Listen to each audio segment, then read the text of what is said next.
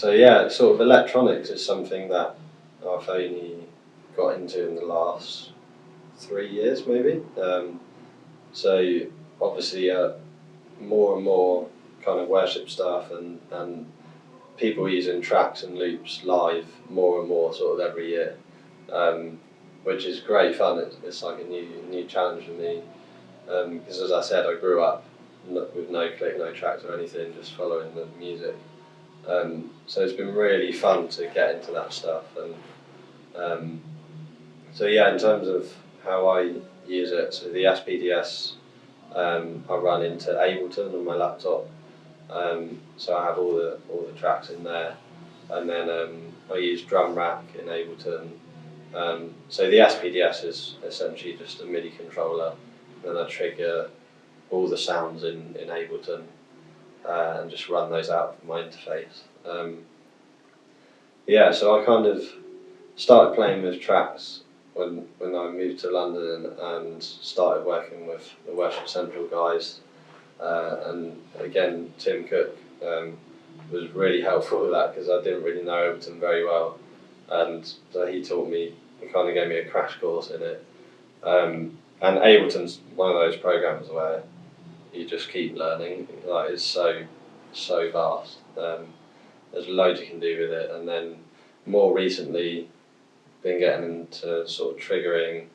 So I'm about to get like a kick drum trigger and a snare trigger, which is, you run those into the SPDS and then you can trigger sounds that kind of layer with your snare drum and kick drum.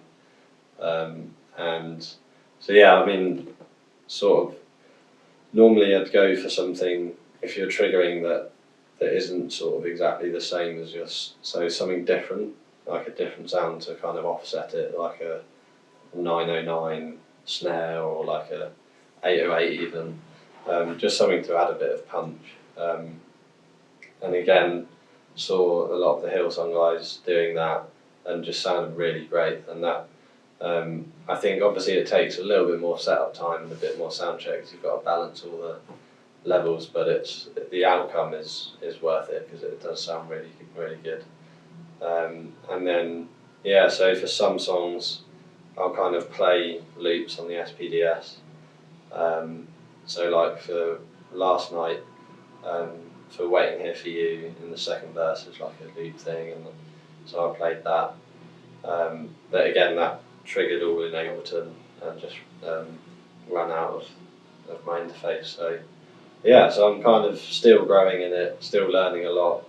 But obviously you've got to, move with the times really, because a lot of that's like really in at the moment. More and more electronic stuff is coming into the live thing, which is great because it keeps, again, stretching you and keep learning new stuff, which is really fun. Yeah. At Soul Survivor as well, there's because obviously it's a festival for young people, so it's a lot of like dancey, fast kind of tracks. So I had like a few like Subdrops and sort of big, energetic sounds that I was triggering, and that's really fun because it literally, I think the sound guy told me that I think we used, when I hit the Subdrop once, we used enough power to power a small village just with the Subdrop. So that was quite interesting. I didn't actually know you could do that. But yeah, so that was cool. So yeah, it is like really effective and can like, raise the energy level, in the room, which is great. And yeah, it's just really fun.